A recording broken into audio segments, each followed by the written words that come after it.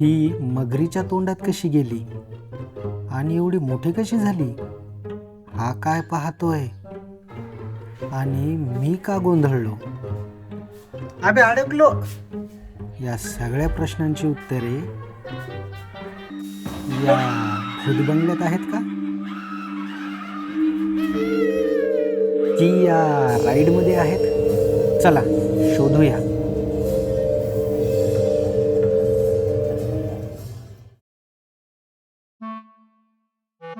या सर्व प्रश्नाची उत्तरे आपल्याला सापडतील कोल्हापूरमधील या कण्हेरी मठमध्ये. आणि हे बाजूला जे दिसत आहेत हे आजोबा जिकडे हात दाखवत आहेत ना, तिथे जाऊन आपल्याला तिकीट काढावं लागेल.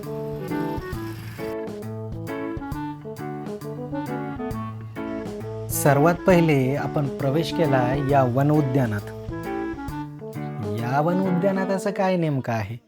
आपण तर असे वन उद्यान खूप बघितलेत. पण थांबा थोडं, हे जरा वेगळं आहे. कसं वेगळं आहे? चला सांगतो. या उद्यानात दिसणारी प्रत्येक मूर्ती बघा, ती मूर्ती नाही तर एखादी वनस्पती लावलेली कुंडी आहे. तुझ्या डोक्यात काय भुसा भरलाय का, असं आपण एखाद्याला म्हणतो. पण याच्या डोक्यात पहा ना, खरंच गवत भरले.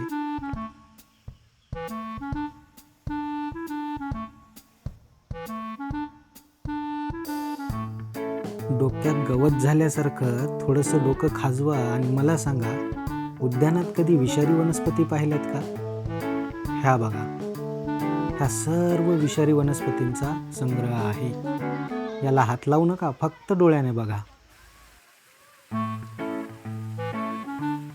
बघा, या बाईने तर संपूर्ण वनस्पतीचे कपडे घातलेत आणि यांचे हावभाव सांगतात डोक्यात झाड आल्यावर कसं वाटतं ते. वेली आणि झुडपे यांना देखील समान न्याय दिला या उद्यानानं. बघा, इथे वेली आणि झुडपांचा कसा मेळा भरलाय. तर मेळाच म्हणावं लागेल. अरे, एकाच ठिकाणी विविध प्रकारची वेली आणि झुडपे आपल्याला इथे बघायला मिळतात. एखाद्या प्राचीन आणि जीर्ण झालेल्या किल्ल्यात गेल्यासारखं वाटतं. खूप भारी ठिकाण आहे. दगडांचा उंट आणि ओझ्याने बोंबलणारा गाढव पाहून आम्ही निघालो झुलत्या ब्रिजवर. आणि पायाखालची जमीनच सरकली हो. आ करून बसलेल्या मगरीकडे पाहून तिच्या तोंडातून पोटात प्रवेश केल्यावर कळालं, तिचं पोट भरत नाही तर आपलं पोट भरतं आत गेल्यावर. कारण आतमध्ये एक छोटंसं हॉटेल आहे. माकडाच्या खांद्यावरली गाडगी आणि या बायांची हेअरस्टाईल पाहून असं वाटलं समोर काही खरं नाही बाप्पा. पण समोर आलं तर पाहतो तर काय, प्राचीन उपचार पद्धती. गोळी खा आणि झोपून राहा अशी नाही. बारकाईनं पाहिलं तर लक्षात येतं, यातल्या अनेक पद्धती आजही आपल्या ग्रामीण भागामध्ये वापरतात. यातल्या कोणकोणत्या पद्धती आपल्या भागात वापरतात तुम्हीच बघा आणि ठरवा.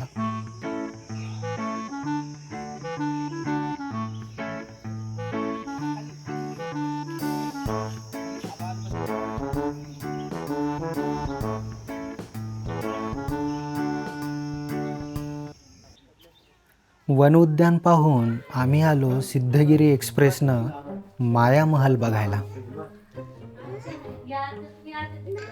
येथे आरशांची अशी काही मायावी शक्ती वापरली आहे की तुम्ही यात हरवता नाही, घाबरता नाही, बहुतेक ओरडता नाही, गोंधळून जाता नाही, आरशावर जाऊन आदळता.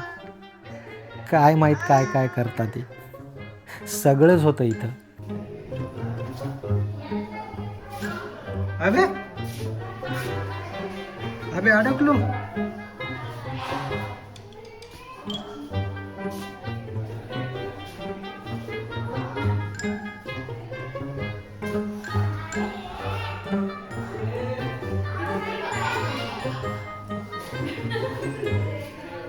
अबे कुठे आहेत तुम्ही?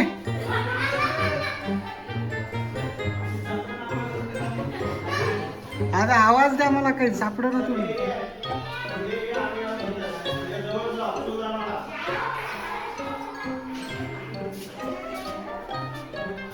अबे अडकलो. अबे कुठं जायचं?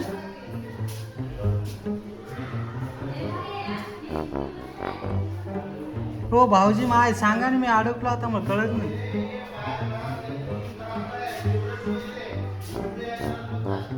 हे वापस जायचंय का कुठून?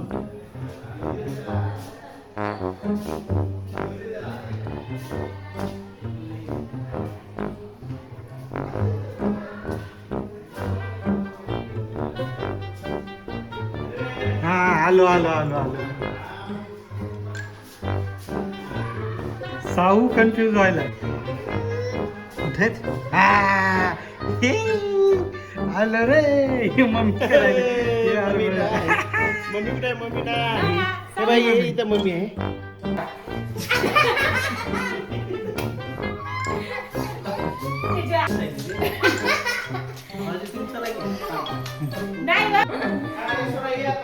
झाड दिसायला.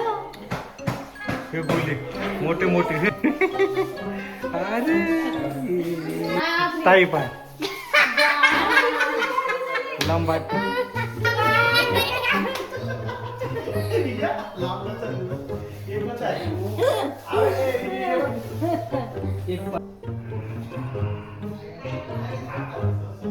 तू कोणता आहे बाळा यातला?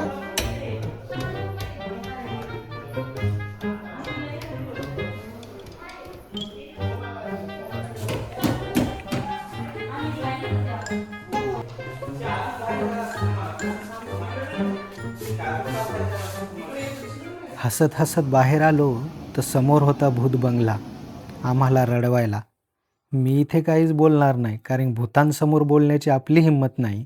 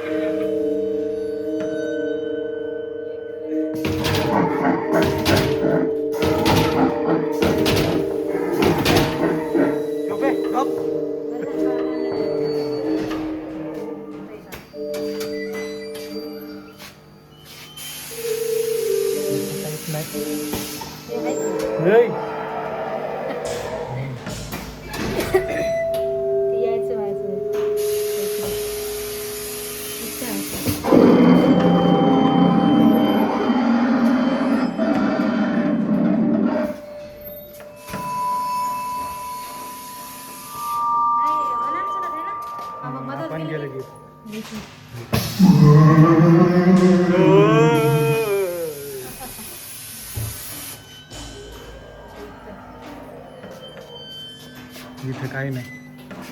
काय बे तू काय मेले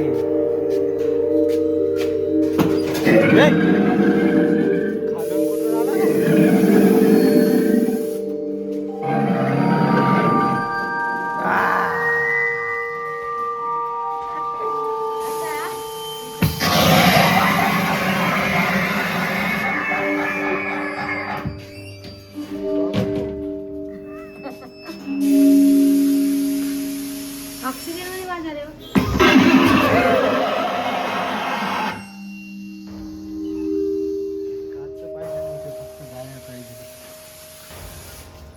जाळ्या पाहिजे होत्या. झालं नाही झालं हे राहिले की 7D थिएटर. याद देतात एक चष्मा आणि एक सीट बेल्ट. जीव वाचवण्यासाठी. खूप डेंजर आहे हे. सगळं दाखवता येणार नाही, नाही तर मला बाहेर काढ.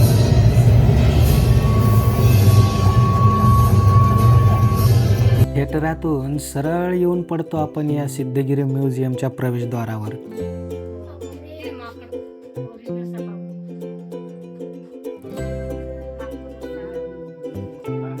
लागते हो भाऊजी, काय झाली? हे बघा आता मला लागते हे.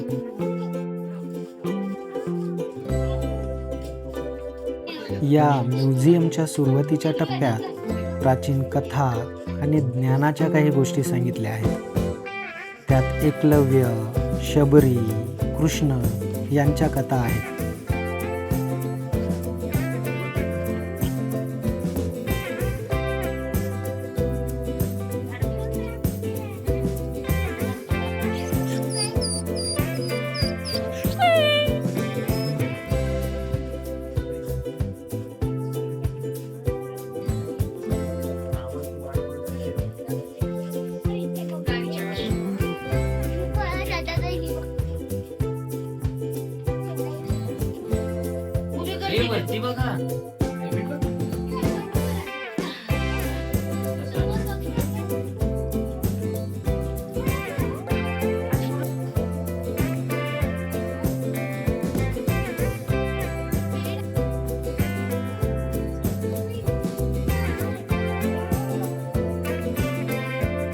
काही प्राचीन आयुर्वेदिक उपचार पद्धती पण दाखवलेल्या आहेत.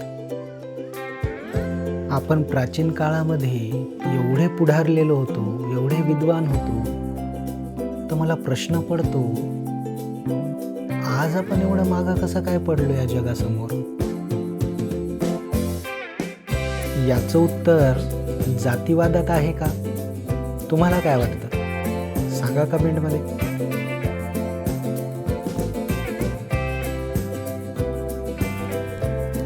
आत्ताच सांगतोय की दारू काढणं चालू नाही, तर औषधं बनवणं चालू आहे. हा, तुमचा गैरसमज व्हायला नको, नाही का?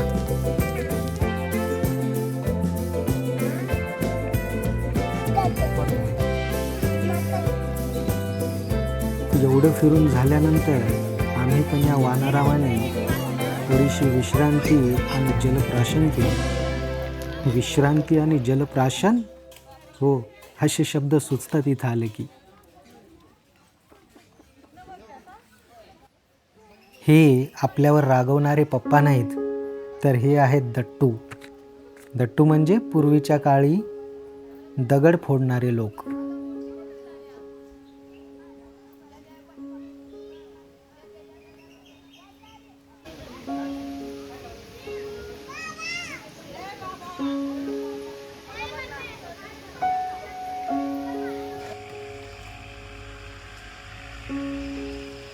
पेरणीपासून ते मळणीपर्यंतचे शेतकऱ्याचे कष्ट, त्यांच्या लेकरांचे दगडगोट्यांचे खेळ इथे आपल्याला पाहायला मिळतात.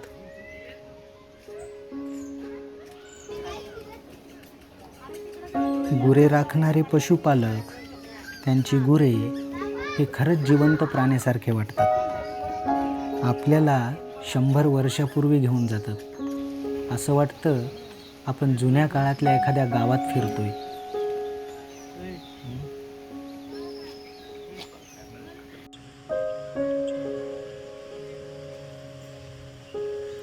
हाताची घडी घालून उभ्या असणाऱ्या या मुलाकडे बघा. साधारणतः 50 ते 100 वर्षाआधीचा याचा संघर्ष आणि या रस्त्यानं फिरणाऱ्या माझ्या मुलाकडे बघा, जो की आजच्या काळात असलेला मुलगा आहे. आणि याच्या आयुष्यामध्ये असणारा संघर्ष, यात काही फरक आहे का हो? हो, नक्कीच आहे. आणि हा फरक कसा निर्माण झाला? याचं उत्तर मिळतं आपल्याला या गावामध्ये.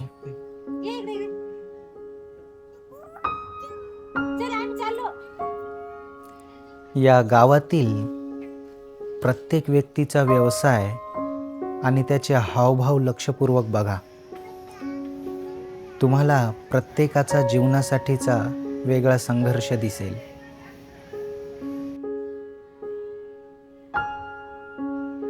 संघर्षाला नकारात्मक पद्धतीनं बघू नका, थोडं सकारात्मक होऊन त्याचा विचार करा. स्वतःचं जीवन आणखी वरच्या स्तरावर नेण्यासाठीचे ते प्रयत्न असतात आणि ते या गावामध्ये सतत आपल्याला जाणवत राहतं. काही प्राण्यांचे हावभाव बघा. माणसांच्या संपर्कात आल्यामुळं त्यांच्याही संघर्षामध्ये वाढ झालेली आपल्याला दिसते.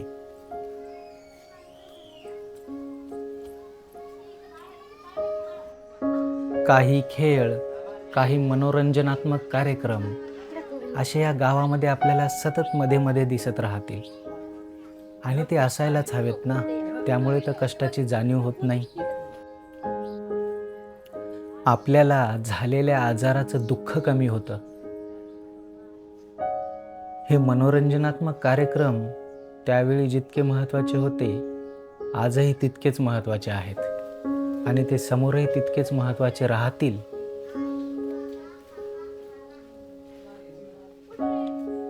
माणसाचा जन्म सुखकर करण्यासाठी अनेक प्राण्यांचं पण खूप योगदान आहे. हे गाव ते योगदान खूप छान पद्धतीने अधोरेखित करतं.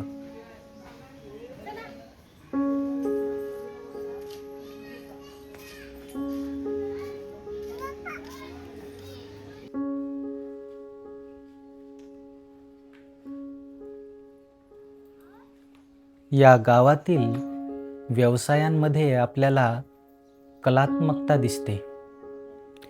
त्याचबरोबर काही कौशल्यही दिसतात. या कौशल्याच्या बळावर मागच्या पिढीने आपल्याला सुखर आयुष्य देण्याचा प्रयत्न केलाय का? प्रत्येक पिढी असंच करत असते? आपल्याला आज जे सुखकर आयुष्य मिळतं त्याच बऱ्याच प्रमाणात मागच्या पिढीचं योगदान असतं. म्हणून तर ज्येष्ठ नागरिकांचा आदर करावा असं प्रत्येक समाजामध्ये सांगितलं जातं. स्वतःच्या कुटुंबासाठी झटणारा माणूस कुठं ना कुठं समाजाच्या प्रगतीमध्ये योगदान देत असतो. त्याच योगदानामुळं आजची पिढी हे आणखी सुखकर आणि चांगलं आयुष्य जगतीये. चल बाळा चल. असं वाटत नाही का तुम्हाला?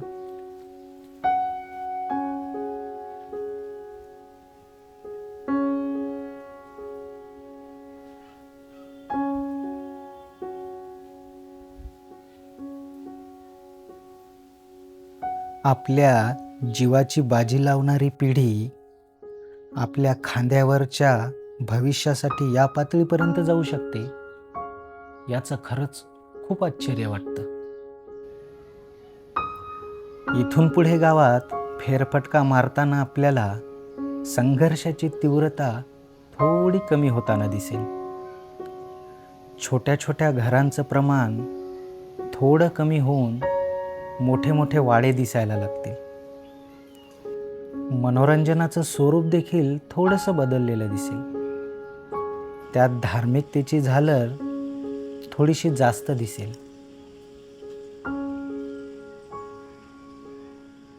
या गोष्टी समाजात असलेल्या त्या काळातील विषमता स्पष्ट करतात.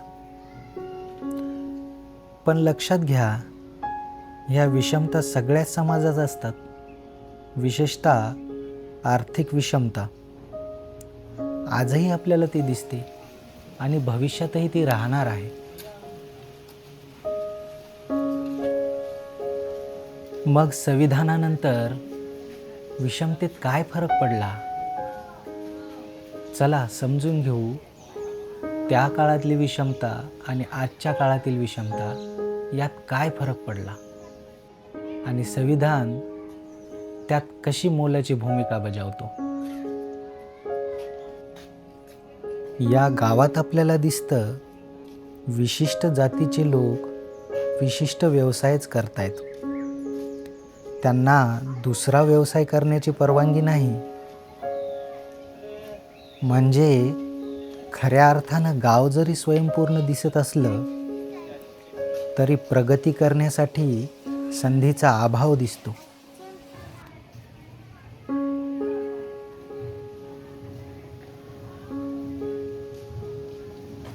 त्यामुळे श्रीमंत श्रीमंतच राहायचा आणि गरीब गरीबच. पण संविधानानंतर प्रत्येकाला कोणताही व्यवसाय करण्याचं स्वातंत्र्य मिळालं. कोणतेही कौशल्य शिकण्याचं स्वातंत्र्य मिळालं. त्यामुळे प्रत्येकजण त्याला योग्य वाटेल असा व्यवसाय निवडून आपली प्रगती करू शकतो, जे पूर्वीच्या काळी शक्य नव्हतं.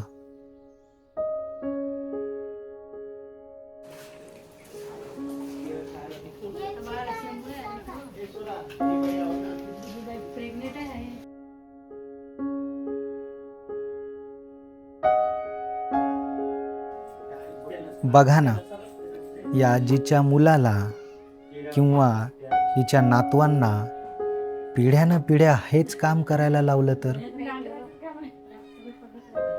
किंवा त्यांना दुसरं काहीही करू दिलं नाही तर, हाच अन्याय संविधानाने दूर केलाय.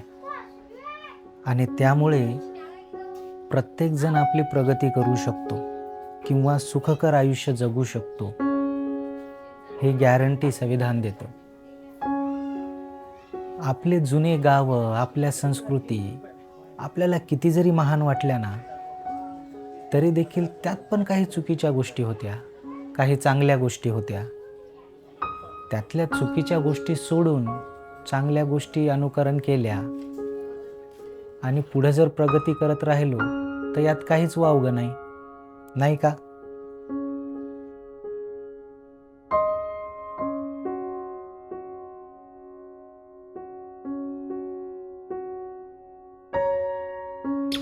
बिना केमिकल. या चालणाऱ्या माझ्या मुलाला कोणतीही गोष्ट शिकण्याची आणि कोणताही व्यवसाय करण्याची आज संधी आहे, जी या गावातील मुलांकडे नव्हती. ही खूप मोठी क्रांती आहे, जी मागच्या काही काळामध्ये घडली आहे.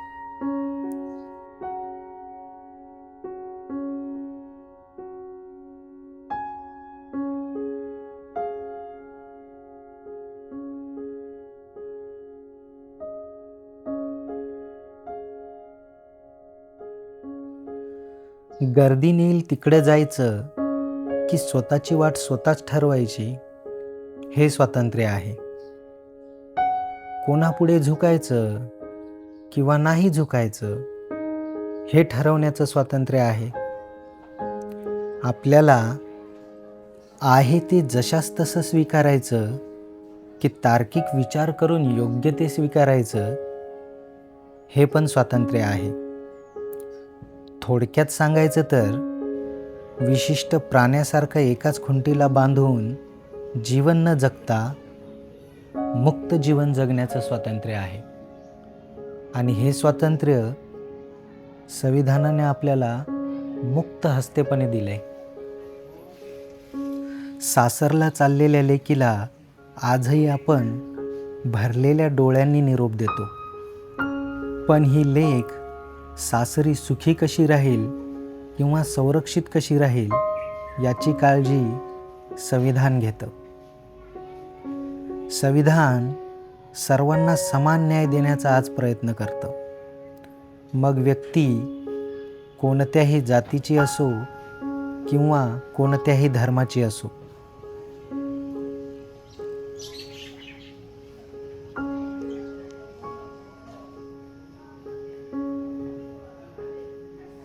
आजची समाजव्यवस्था सर्व कलागुणांना प्रोत्साहन देते.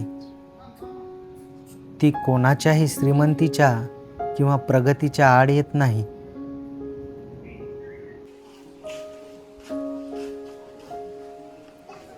हाताची घडी घालून उभा असणारा या गावातील मुलगा आणि माझा मुलगा यांच्यात काही फरक आहे का? यांच्या संघर्षात काही फरक आहे का? हा सुरुवातीला मी विचारलेला प्रश्न, याचं उत्तर हे आहे. यांना मिळालेल्या संधीत फरक आहे.